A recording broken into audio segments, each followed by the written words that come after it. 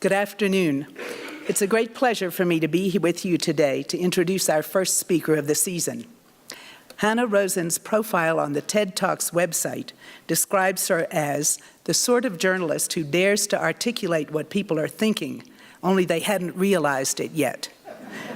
She writes broadly about American culture, and her work is provocative, edgy, extensively researched, thought-provoking, and often funny. She was a serious debater in high school, and she's still debating, looking for connections others might not see and topics they might hesitate to write about. Her interests are diverse. In addition to today's topic, the changing dynamics between men and women, she has written about a wide range of subjects, including digital technology, religion, transgendered children, breastfeeding, circumcision, cooking, crime, the hookup culture, TV's Mad Men, Asperger's disease, why kids sext, Hillary Clinton, Columba Bush, Christianity, yoga, space exploration, and even an article entitled, "Was Osama bin Laden Happy?" She's currently a senior editor at The Atlantic Monthly and was co-founder of XX, Slate's site for women. You'll find additional details on her background and awards in your program for today. If you'd like to purchase a copy of her book and have her sign it, either immediately after her talk or for friends of seminars at the dinner, Off the Beaten Path is here in the back with copies of The End of Men and The Rise of Women. Would you please join me in welcoming Hanna Rosin?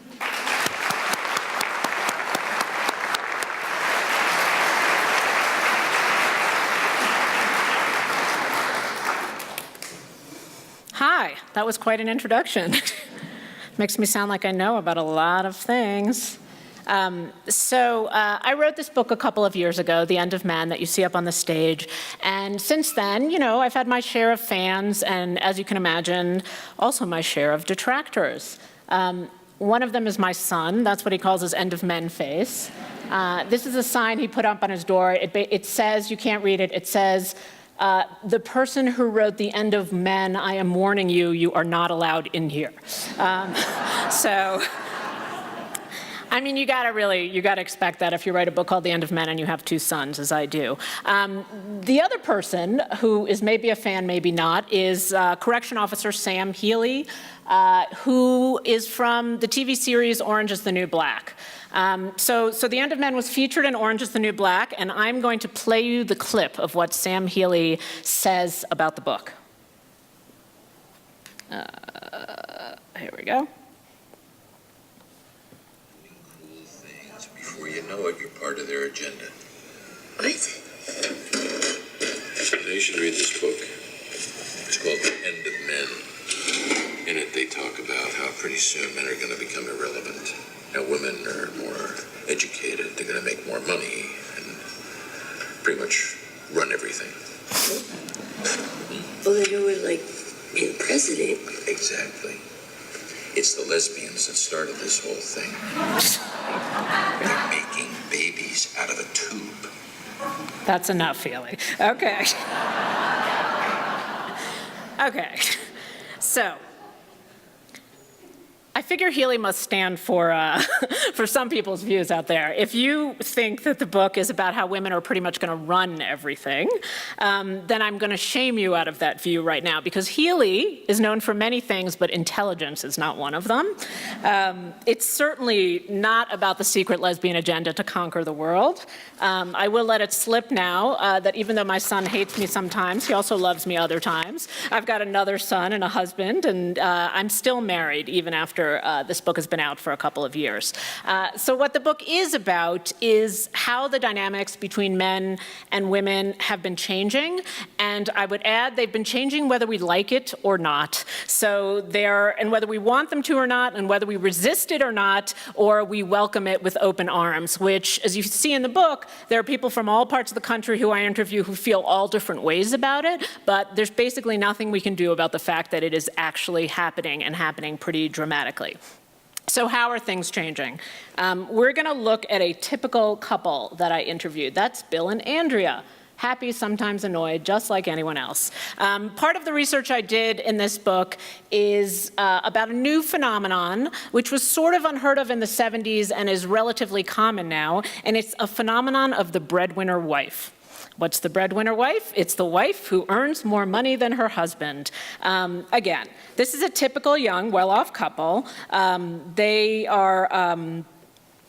This is a real couple that I interviewed, although that's not their real names. They both started out at the same tech firm, and she got promoted a little faster than he did. Not much faster, but just a little bit faster, and after 5 years, she was making about $8,000 more than he was. And this was enough to kind of unsettle him. So I'm going to read you a quote from Bill from my interview with him. He says, "My wife Andrea and I both started at the same IT company straight from college, and after a few years, she overtook me professionally.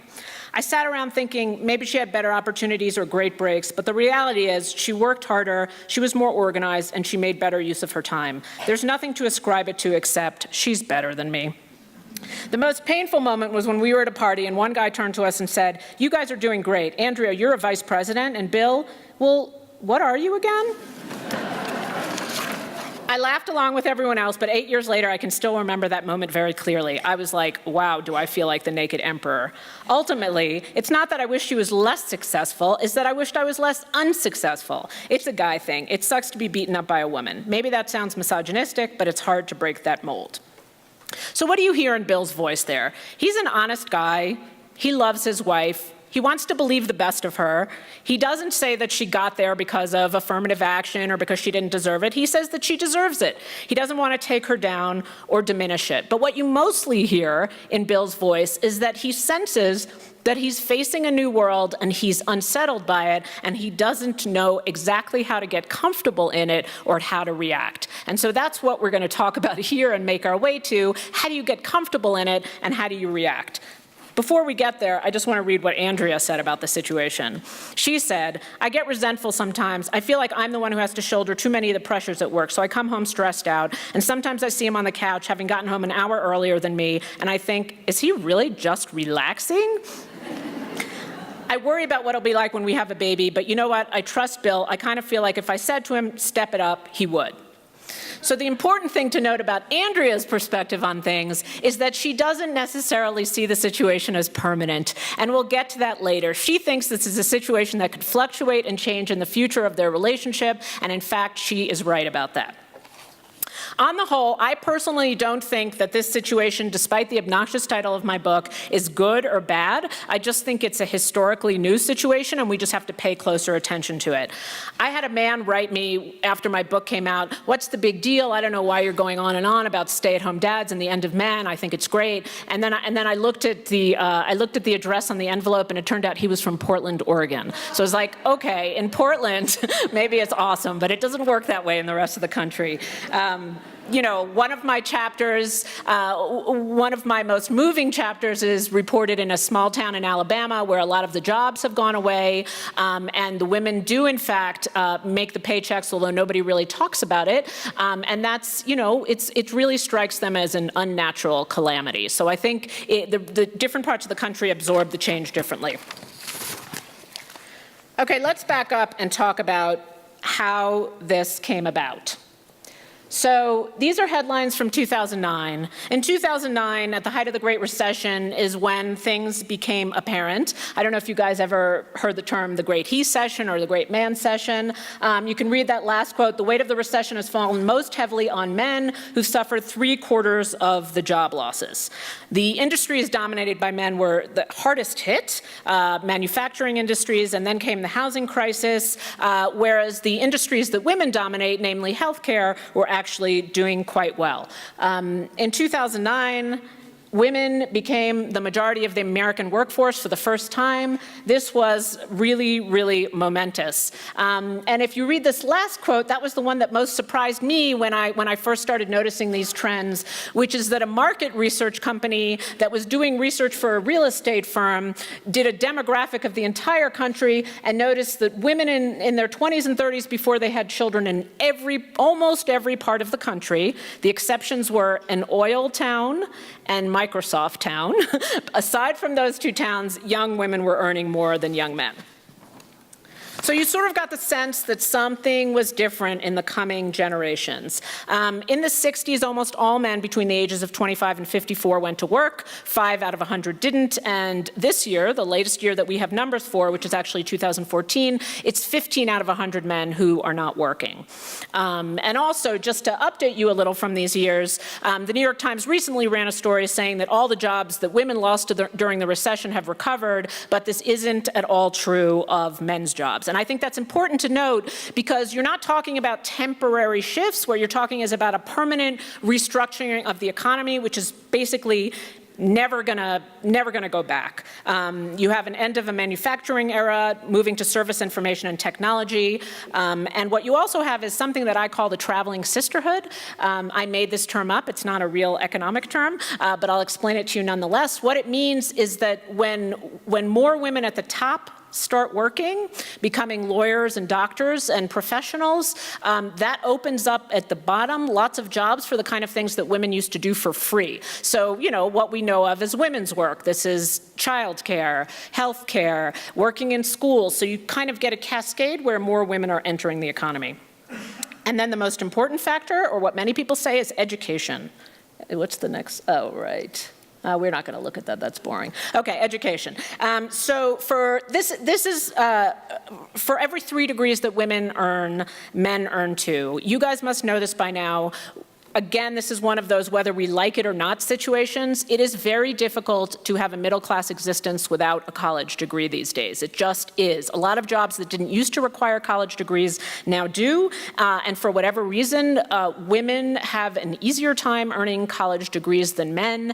And this problem starts very early in childhood. I hope somebody asks me a question about this. I'm not going to talk about it too much, but it is always astounding to me that what we call the boy crisis in education, which is to say that the boys, especially working class and below, are falling behind rapidly, starting almost in kindergarten in our new education system, is not something we talk about or discuss in America. And I don't know why. So I think we're going to turn to the great expert on this, which is my daughter. She's much older now, and I'm glad she didn't come to this talk because she would not be happy me showing this video. But here you go. It's a mother's prerogative. This is her philosophy. This is what she says about the boys in her class. Obviously smarter. I mean, they have much larger vocabulary. They learn much faster. They are more controlled. On the board today for losing recess tomorrow. Only boys. And why is that? Showing they were just not listening to the class while the girls sat there very nicely and did their work. They were asking more versatile.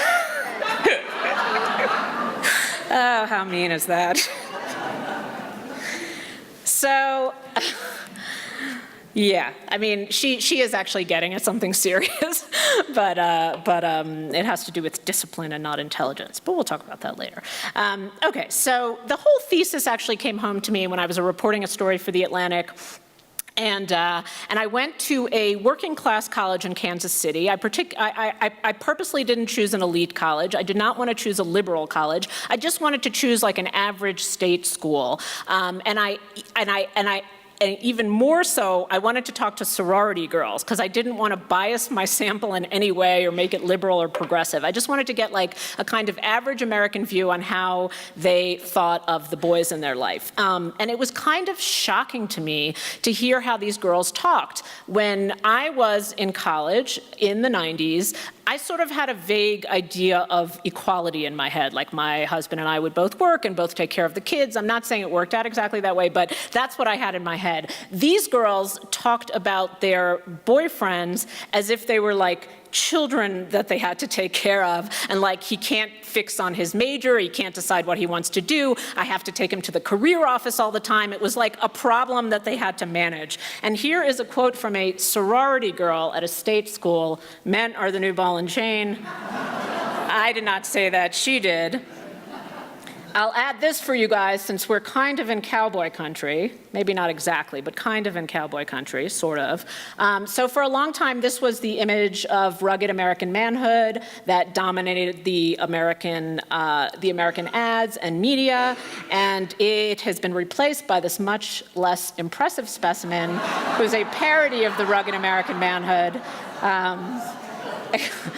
Again, It's almost like we can't take it seriously. We can't be earnest about it anymore.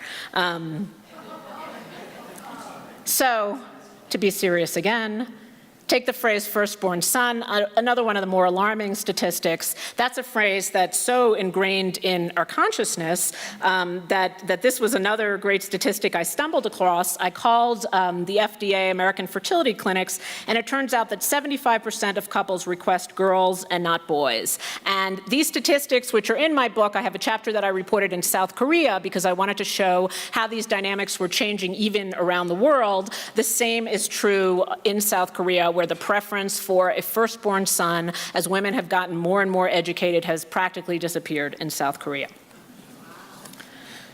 You can ask me about that. Somebody can just put South Korea on the card and I'll explain that to you. Okay, what's driving women forward? When you ask economists, they tell you to be very careful about looking at specific jobs because, as we all know, technology can make any job obsolete pretty much overnight. They tell you not to look at intelligence because there is absolutely no evidence that women are smarter than men, or they do better on tests sometimes, but they don't have any higher innate intelligence than men do. The quality that they tell you to look at is plasticity. I call it plastic woman and cardboard man. You can see it most evidently if you go visit a community college, which is a place where people are training for jobs that are immediately available. And what it means is that women can adjust more quickly to a changing economy. What the economy puts out there, women adjust really quickly. Why? My theory is partly it's because they've been the underdog. It's often the underdog that has to adjust and sees themselves as adjustable. And partly because of a term that an academic shared with me, which is the masculine mystique. I'm sure you've all heard of Betty Friedan and the feminine mystique. If you think about what the feminine mystique was, it was this idea that in the early 60s, the public role for a woman had been defined so narrowly that it kind of put women into a box, and they were trying to get out of that box to have a more fulfilled life.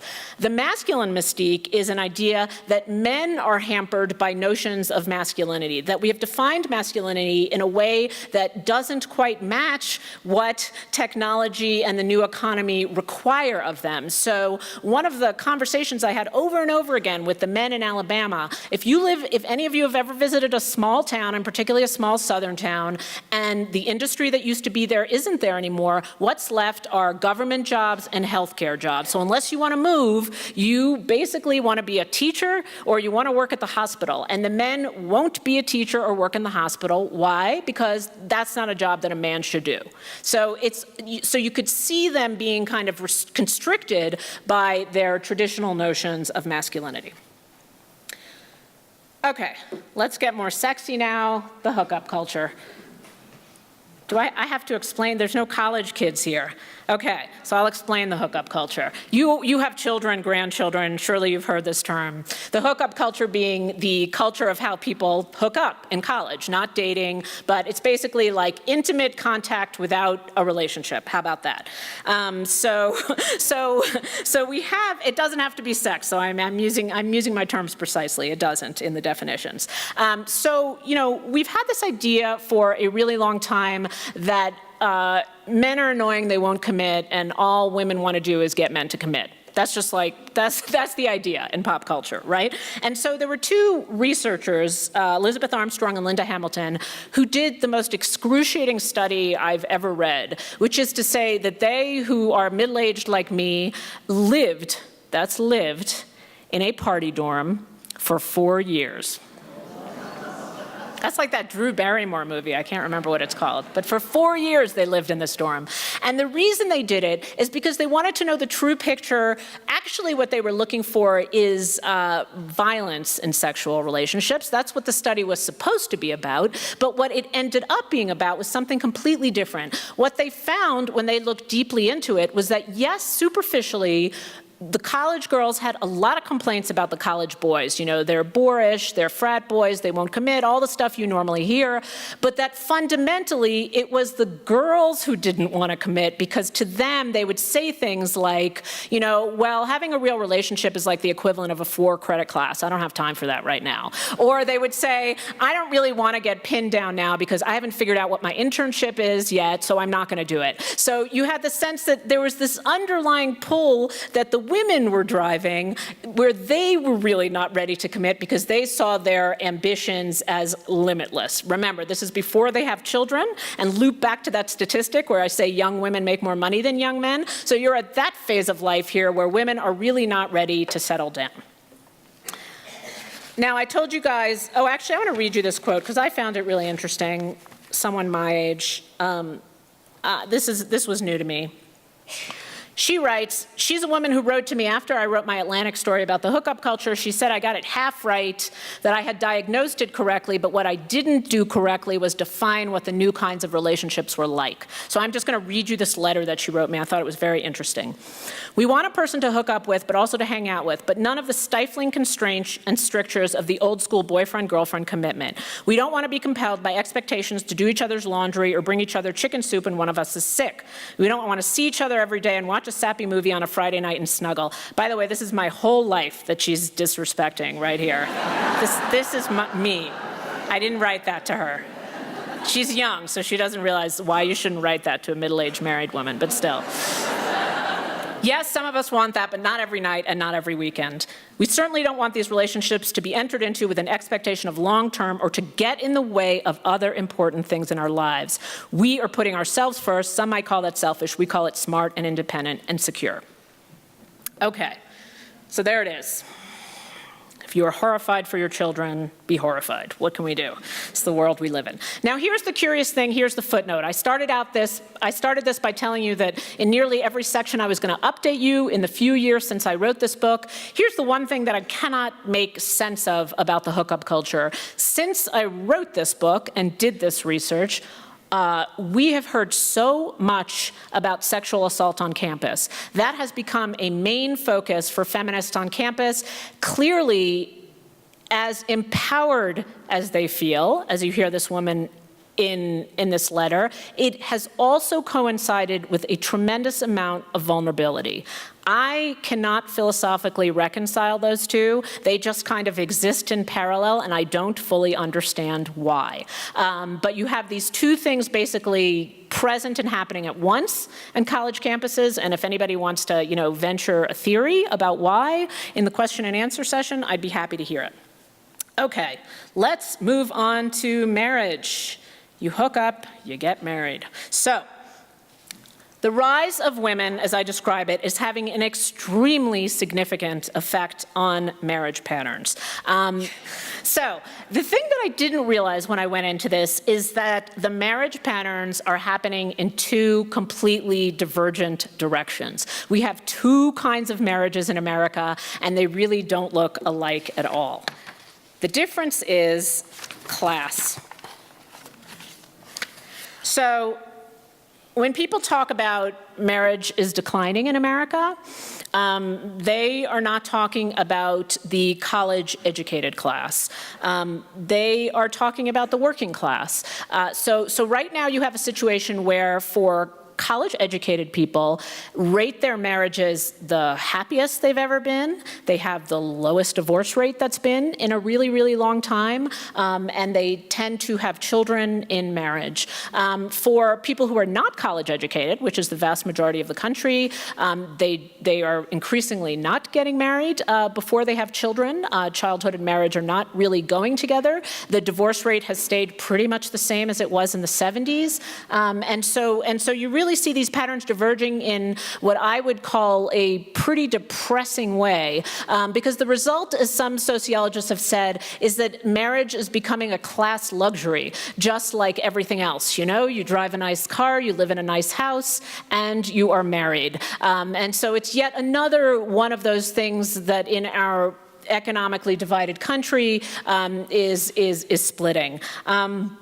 So for the upper class college educated, one of the theories about why their marriages have stayed so good, besides that it's easier to keep things together when you have money, is something that I call the seesaw marriage.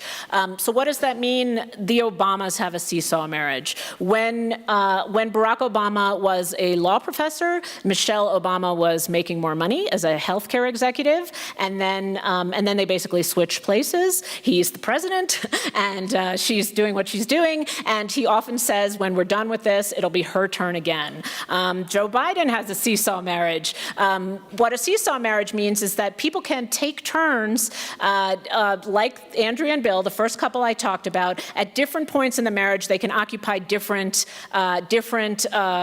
degrees of responsibility for the domestic realm and for the public realm. So remember when I said when I went to college, we had this kind of vague 50-50 idea, we are equal, we'll both work. That's not really prevailing anymore. It's more that people get a chance at satisfaction at any moment. And the reason that people theorize this has led to happier marriages is because nobody feels trapped. So you don't have the feminine mystique, you don't have the masculine mystique. You open up roles for people to be able to kind of slow down or speed up or be creative or be more corporate at different points in the marriage. So it's a rather idyllic form of marriage which has worked out pretty well. I think that's all I have to say about that. Yes, okay. So let's move on to the workplace.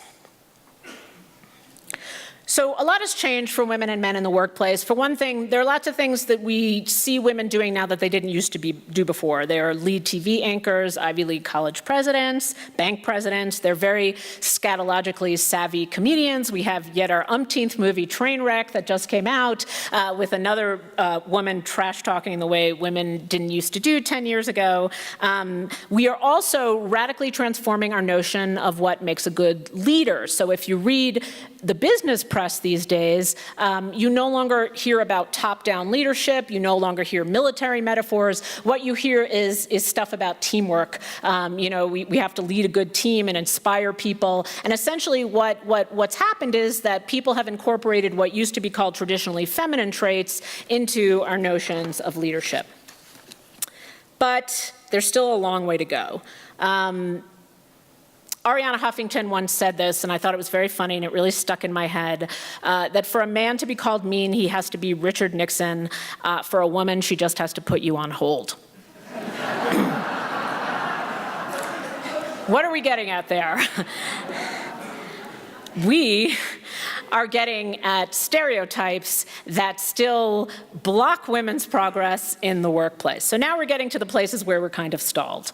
There was a book, I don't know if any of you remember it, around the 90s and the 2000s. It was called Nice Girls Don't Get the Corner Office. Do you guys remember this book? So the prevailing idea in the 2000s, after the Superwoman age of the 80s, was that in order for a woman to succeed, she had to bully her way on through there. She had to talk the loudest and be the toughest and be more man than the men.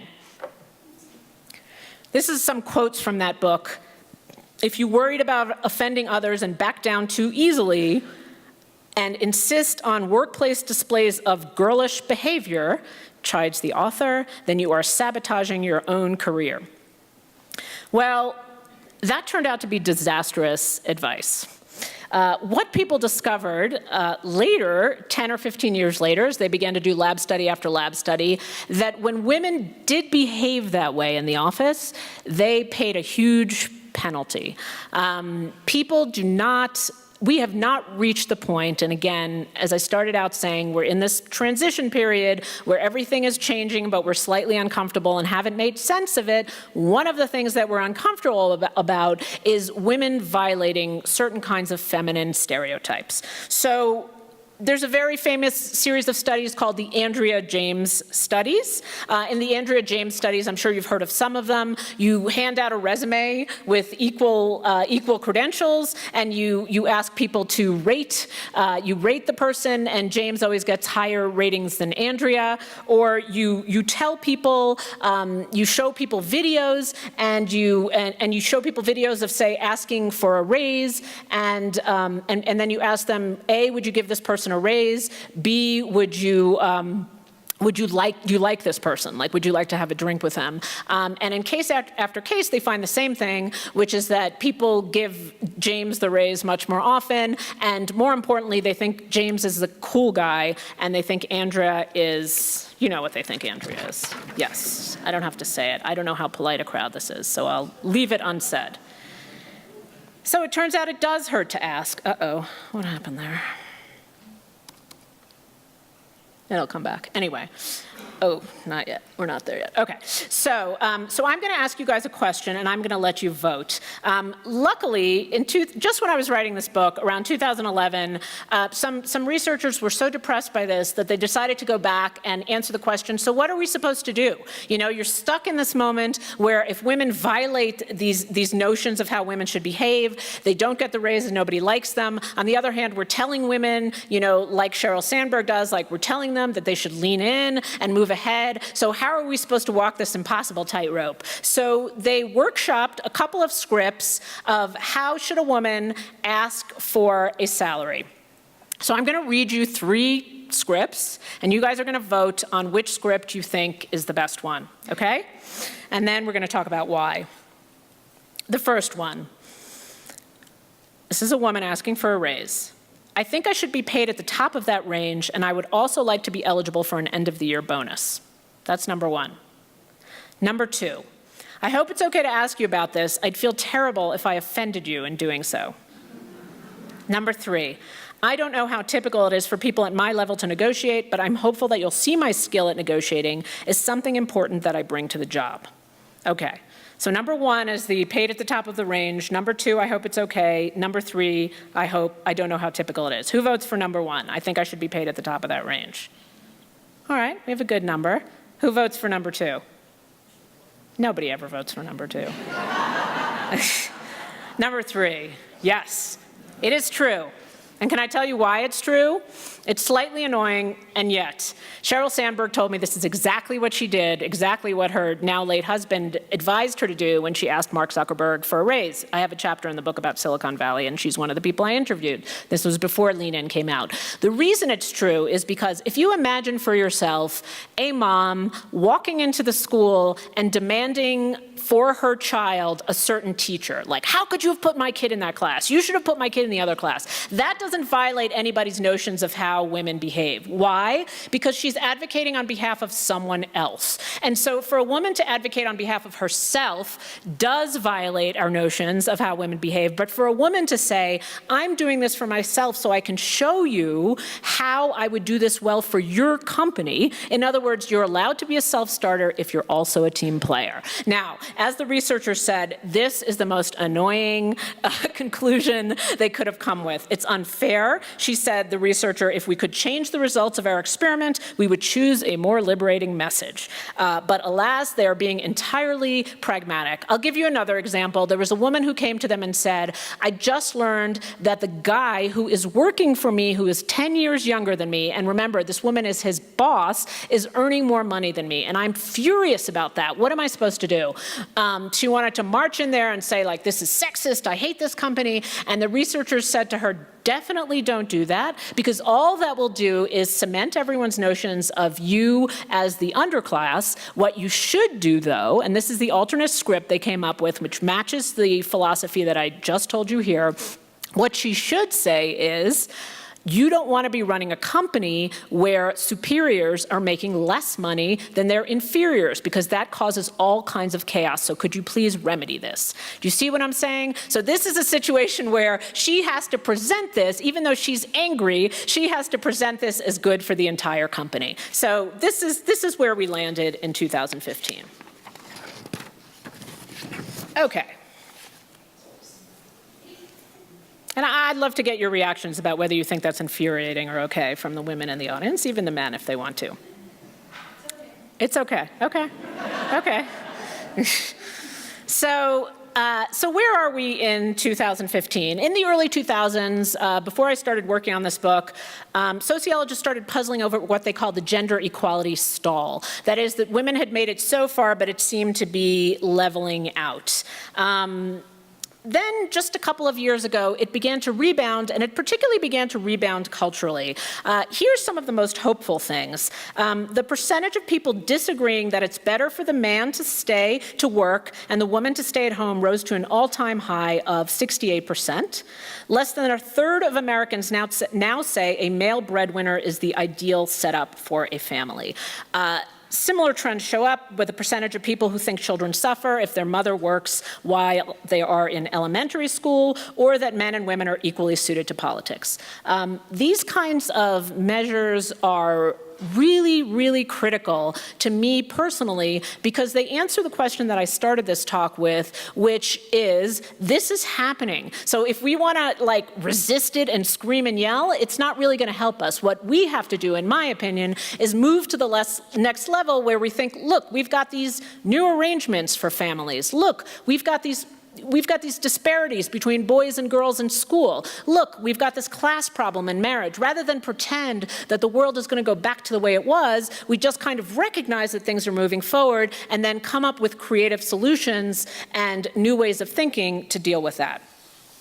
So what's a good thing that you can do? One thing you can do is look to television for your inspiration. One of the things that I did, and I didn't do it for the book, I did it right after I finished the book, is I looked at the history of the sitcom. And what I found is that if you look at the sitcom all the way back to the early days of the sitcom, the 30s and the 40s, the man, and the father particularly in the sitcom, is pretty much always an idiot. So you always have some version of Homer Simpson, somebody who screws everything up. He gives the kids really bad advice. Anytime he comes near the toaster explodes. He blows up the house in every episode. I don't know if you remember George Jetson. He was even worse than Homer Simpson. He literally would blow up the house every single episode. So, and I think there's a reason for that. I think the reason that what was in the psyche was that there was something threatening about thinking of a man as domestically competent. Like, people just didn't want to accept that idea. Like, the man could go off to work, but the woman was in charge of the home. And so we couldn't make the man competent at home because that violated our ideas of how men should be. And you can really, really, really see that shifting. And so there's a show called Up All Night, which has been around for a long time. It was actually based on The End of Men. It was a script written based on The End of Men. It's about a stay-at-home dad. In the initial episodes, were very, very typical, which is to say that the man was watching hockey while the baby was tipping over on the couch with a diaper full of pee. And then in the later episodes, they actually kind of got a little more comfortable, and they made the man extremely competent. And in fact, he became the repository of the domestic wisdom, and his wife became the workaholic. And so you can see sitcoms playing around with different roles for men and women. Chris Rock in the movie What You Expect When You're Expecting is another one like that, where the guys just walk around the park in baby Bjorns, and you don't know if it's Tuesday or Sunday or if they have a job or anything. It's like one of those things where it's just become one of the backgrounds of our pop culture, and I think this is really, really, really important because the more that men accept this as their identity, the more you can get a solid basis for changing roles and people aren't embarrassed. One of the most interesting studies I had in the back of the book, you guys may relate to this, they asked physicians and EMTs at the same hospital what kind of father they were. And the physicians all said, oh, I'm a wonderful father. I'm so involved with my children's lives. I know everything about my children. And the EMTs said they didn't have very much of a role in their children's lives. Then they did time use studies where they measured actually what each of these men did with their children. And it turned out that the physicians did almost nothing with their children because they were too busy. And so they would occasionally come home and pat them on the head, or they would read them a book. But for them, maybe because they were upper class, college educated, they were proud to to kind of own their identity as fathers. And it turned out that the EMTs were exactly the opposite. The EMTs usually were married to women who were nurses or otherwise did shift work, and they did a whole lot of stuff with their children just in terms of hours per day. So they would be the one taking their kids to doctor's visits or picking them up after school if they had the early shifts. And I think what this study showed me was that it's more about having it be acceptable for, oh, please stop beeping. Anyway, I'll see if it just stops. But having it be acceptable for men to take on these roles. Hunger Games, you all familiar with the Hunger Games? Okay, so I bring this up because I had an interesting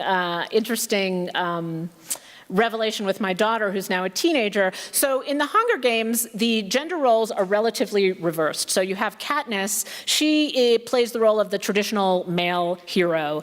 She's a fighter. She protects her family. She is the breadwinner. She earns the food for the family. There's no father in the family. She's also like really unpleasant. She's not nice. She doesn't smile at anyone. Whereas Peeta, the boy equivalent of Katniss, plays the traditional female roles. He's a romantic, he's the baker, he's the one who smooths over relationships with everyone. And so I, as somebody who studies the dynamics between men and women, was always amazed to see these books and how popular they were. Whereas my daughter and all her friends, who's a teenager, she didn't even notice. She didn't read the books and say oh, Mom, there's so much interesting gender dynamics happening in the Hunger Games. She doesn't notice. And to me, that was a beautiful thing that she doesn't notice. She just kind of takes these things for granted. And so it's one of the hopeful signs you see that things are actually changing. That's for us middle-aged ladies. We too. It's not just for the youth. Uh-oh, this is whacking out. But, anyway. Come back. Anyway, you got a glimpse of Helen Mirren there. So there she is. I'll give you in her full glory because I love her so much. There she is. Just so you don't think it's just for the young, we too can shoot people if we want to.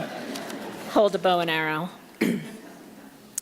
So what do I want you to do with all of these changing roles? I want you to think about them. I want you to think about them in terms of how they affect your children and grandchildren and your own lives.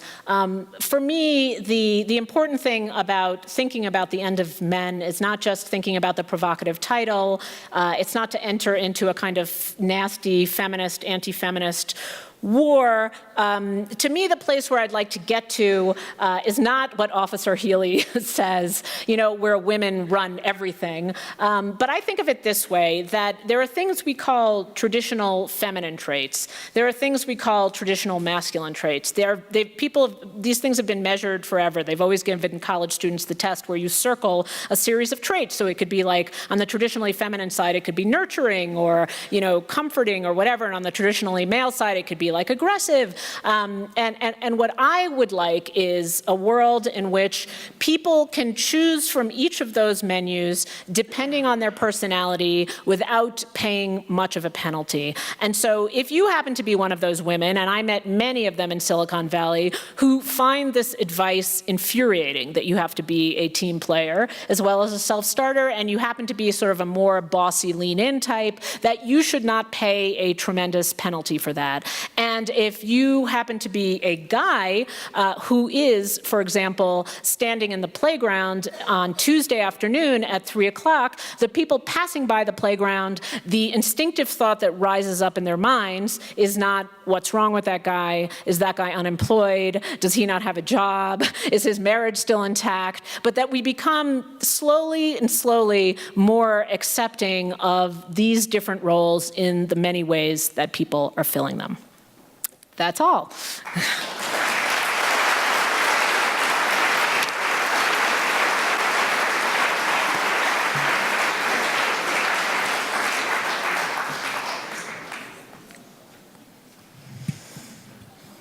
Thank you very much, Hannah. Sure. You've given us a lot to think about, and I hope a lot of you are filling out question cards for the ushers to pick up. We'd like to continue the dialogue with you. I have a first question here, which is, to what extent do federal regulations calling for equal opportunity and banning discrimination on the basis of sex influence the changes in the workplace that you have described?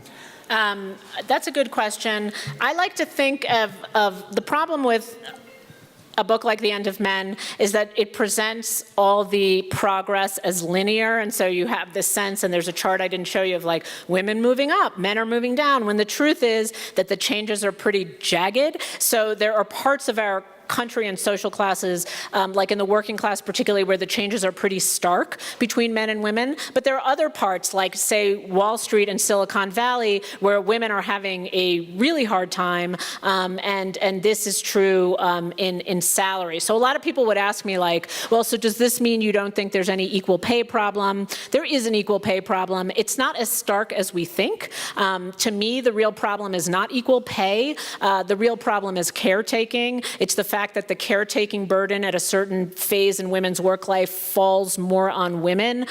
So the truth is that, you know, part of the reason women make 77 cents on the dollar is because they work a lot fewer hours than men, and part of the reason they work fewer hours than men is because the caretaking responsibilities fall largely on women. So when people ask me about maternity leave, like, is it shameful that we're the only industrialized country and one of only 3 countries in the world that doesn't have any maternity leave? Absolutely it is. It's bizarre and preposterous. On the other hand, if I had my druthers, I would skip that phase and turn our attention to childcare, because childcare is gender neutral, it doesn't fall on women. Or if we're going to do maternity leave, also do paternity leave, and just sort of recognize that we're in an age when men and women feel equal responsibility for their children. So yes, there's definitely a federal role, because there's a lot of things we don't do that are pretty basic. Okay. Going back to what you said about the physicians and the EMTs, do you have any theories about why the EMTs don't see themselves as involved fathers? I have more than theories about this one, because I spent a lot of time in working class towns. I think it's a class thing. It's like it takes time to catch up. When the recession has hit you so hard, when you're not fulfilling your role as the breadwinner, there's something sort of even more emasculating and threatening about adopting your role as caretaker or, you know, as fulfilling domestic duties. It feels like just one more blow to you. And that is why I sincerely am grateful to television for incorporating these roles, because I think when people are watching mainstream TV, not like upper class TV, maybe like Orange is the New Black, but mainstream TV, see that there's a lot of guys taking care of their kids, it becomes easier to incorporate that, and you become a little less anxious about whether that's a blow to your manliness. Regarding the idea that first son is a fading notion, is this true in China, where so many girl babies are abandoned or put up for adoption? Yeah, so actually the statistics on China and Korea are different. I think that the difference in Korea, China is totally skewed because of its one-child policy, whereas Korea is different because it's so like overnight industrialized. So it is true in the educated urban parts of China, and it's not true in the rural parts of China. Can you discuss what is going on with boys falling behind in school? Yeah, the boys falling behind in school really breaks my heart. People have written about the boy crisis probably starting 18 years before I wrote this book. There was a cover in the Atlantic story. This to me is a pure problem of the masculine mystique, that we as a nation cannot get our heads around the fact that boys are failing. It is very, very hard for us to accept that boys need help.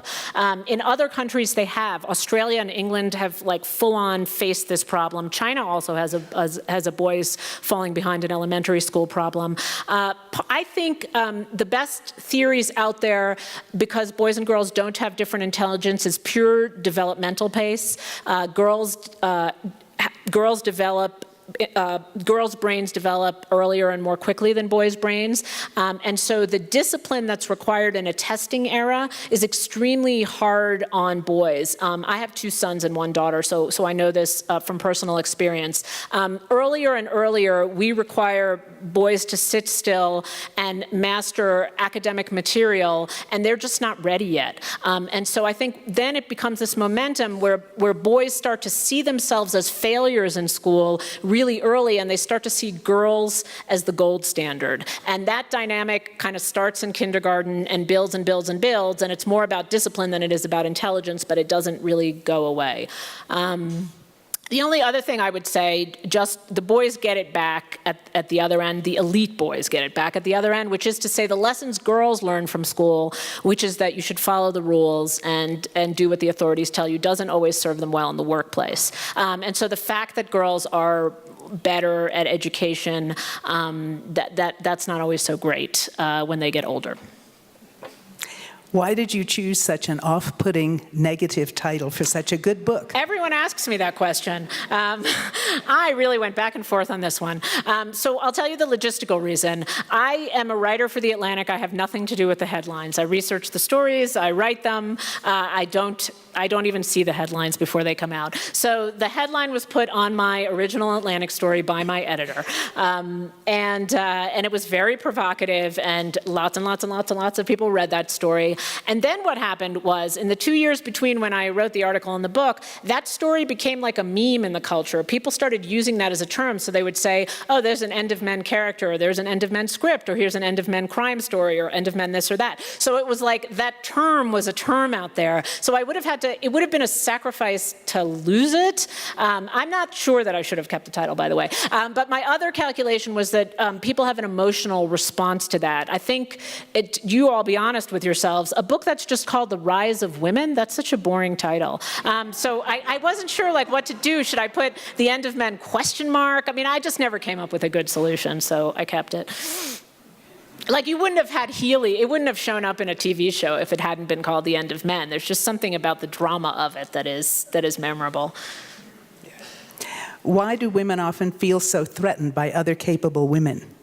Do women feel threatened by other capable women? I'm not sure that's still a phenomenon, but I might be completely wrong. I think of that as a phenomenon from underdog days. The kind of workplace studies that have been done show that a third is the tipping point, that when you have below a third of women in a workplace, they see each other as competition because they're still thinking of women as tokens. And so they feel like, oh, there's only so many spots. Like, for example, personally, I think it's ridiculous that Elizabeth Warren can't run against Hillary Clinton, but you see what I mean? It's like we're still in that mode with presidential politics that there can only be one woman. You know, we still got that one slot to fill. Whereas once it becomes normalized and over a third, then it's less like that. Women don't see other women as competition. You mentioned class and education and gender issues. How about race? I didn't get into race in this book on purpose, because when I was writing this book, I felt that particularly my working class chapters, is something that we as readers have long kind of cordoned off as the inner city African American problem. That we're familiar with single motherhood in Black America, with men not working in Black America. So I actually wanted to I picked my working class town that was largely white on purpose. But yes, there is a racial element to this problem. In the phenomenon that I describe of women marrying down, I didn't talk about that explicitly, but the breadwinner wives, another way of looking at it, is the new, and this is a global phenomenon, of women marrying men with less educational prospects and who have lower salaries than they do at the time of marriage. Unheard of phenomenon in the 70s, much more common today. Women marrying down is a tremendous problem. Not problem in the Black community, but problem in the sense that the women least likely to get married are college-educated African American women. So in that sense, it's a problem because there's no match. Could it be that the rise of sexual assault on campus could be related to men's frustration at realizing that women are surpassing them? Oh, you know, I didn't say this when I said the where are we on now. I actually think people have asked me about equality. I think with the rise of equality has come a lot of misogyny. So I think that there is a sense that the nation's becoming more equal and there are very few jobs closed off to women. But there is also a rising anger towards women. You see it online, you see it in the assault cases, and I guess you just see it in women's sense that they are vulnerable. I think that's part of it, and I also think the other thing that I got wrong about the hookup culture is that women don't like to operate in this world. It's uncomfortable for them, and I'm not sure about this, but I think there aren't any socially acceptable ways to kind of express that you're uncomfortable in the hookup culture. So the language that's risen around it is the language of assault. Like, women are uncomfortable, and that's the one way they know of talking about it. I don't know if I want to go down this road. Actually, I'm not going to go down this road. I was going to talk about Emma Sulkowicz, the woman who carried the mattress in Colombia, but she did an art experiment, which is essentially a porn video. I'm going down this road, sorry. Anyway, so if you want to go home and watch it, be my guest. But that is the most interesting example that I have seen live of somebody who is both controlling her own story and expressing her complete vulnerability exactly at the same moment. It's an art project, but it has both of these streams running at the same time, and it captures something essential about young women in college, which, again, is still a mystery to me, but which exists in all its glorious contradictions. What has your research shown as the eventual outcome of a female breadwinner's stay-at-home dad marriage? Okay, hard one. I think the hopeful side of that question is the more it's around, the easier it will become. If you talk to young college-educated men, at least theoretically, they don't really have a problem with it. In fact, some of them look forward to it. They're really happy, like the Brooklyn guys can stay home and, pickle or whatever, and the women can make the money. I think that, I do genuinely think that the more and more men are becoming comfortable with it. But I do have to say that I did a survey in my magazine. Thousands of people answered the survey. I went back and called, I think, like 100 or so of those people to do more in-depth interviews.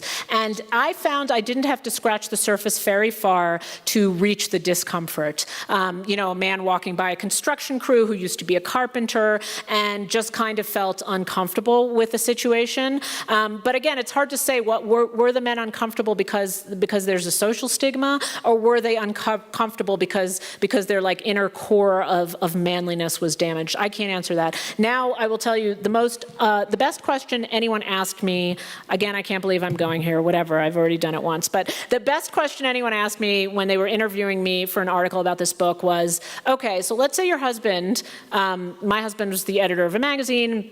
Let's say your husband comes home one day and says, he doesn't want to work anymore, he's going to stay home and take care of the kids. So I understand that politically you're okay with this. I understand that economically you could make it work, maybe, you'd figure it out. I understand that you wouldn't be embarrassed in front of your friends, but would you still be attracted to him?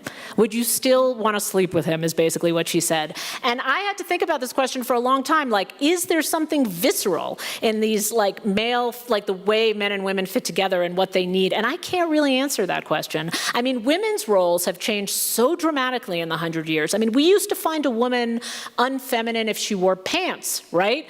Much less if she worked. We don't think that. Now there are plenty of sexy women wearing pants. So I can't really say for certain how I would feel or how the younger generation would feel if it really is a blow to some visceral fundamental attraction. I just can't answer that question yet. Where do you think Caitlyn Jenner falls into the transition that's occurring? Caitlyn Jenner. I actually think that Caitlyn Jenner and all the different ways in which we talk about sexual identity is fabulous.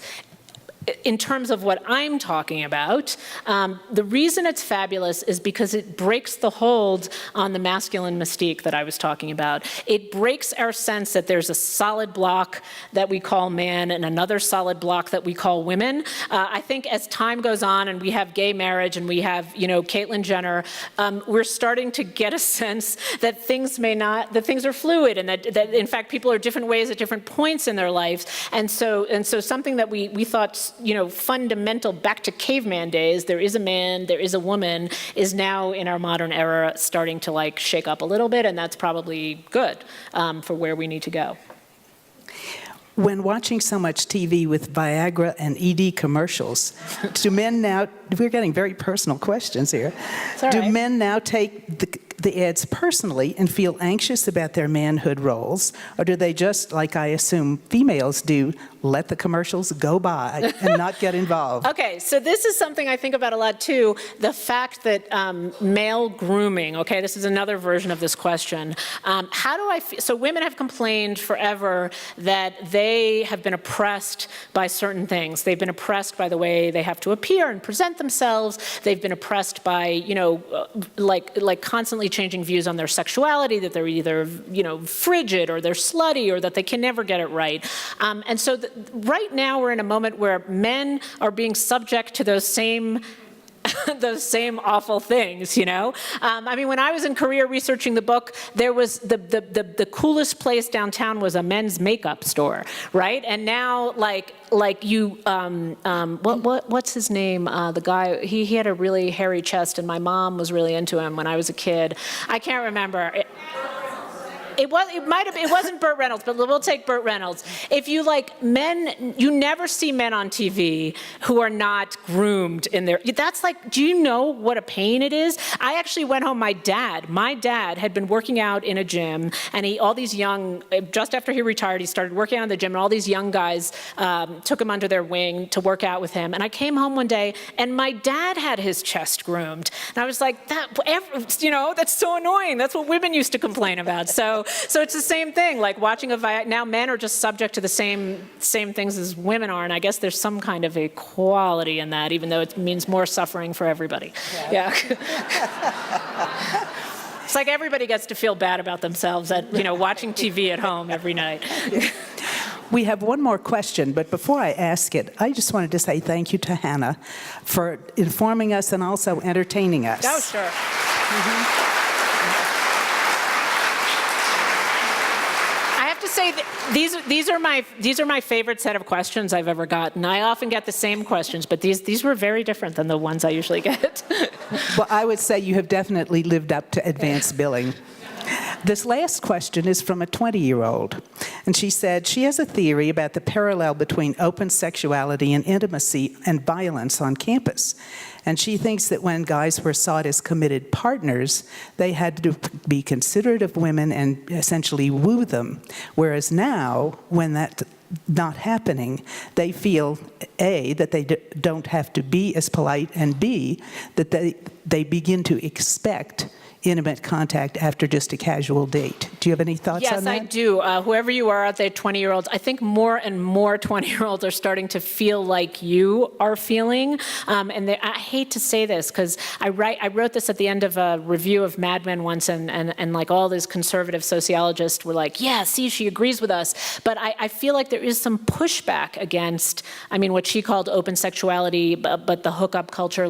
There is some sense from women that as much as it helps them and serves them and allows them to, have their careers or whatever, it's uncomfortable, and it's not working out for them. And I'm not sure where it's going to go. I don't really see how you move backwards, but maybe you do move backwards. Maybe one gay friend of mine said this to me. He said, maybe the hookup culture on campuses is I'm going there again. Okay, so there's a documentary called Gay Sex in the 70s, which was about the first moment of gay liberation in the pre-AIDS era, when basically people would have anonymous sex, and it was the great flourishing of gay sex, and then, and then it slowly made its way way to the marriage era, the gay marriage era that we're in today. And he said maybe sex on college campuses is in that moment now where it's like this great flowering of the hookup era, but it kind of calms down over 15, 20, 30 years and turns into something else. So that was pretty enlightening. That's the best thing I heard about that. Thank you thank you very all. much, and thanks to you all for being here.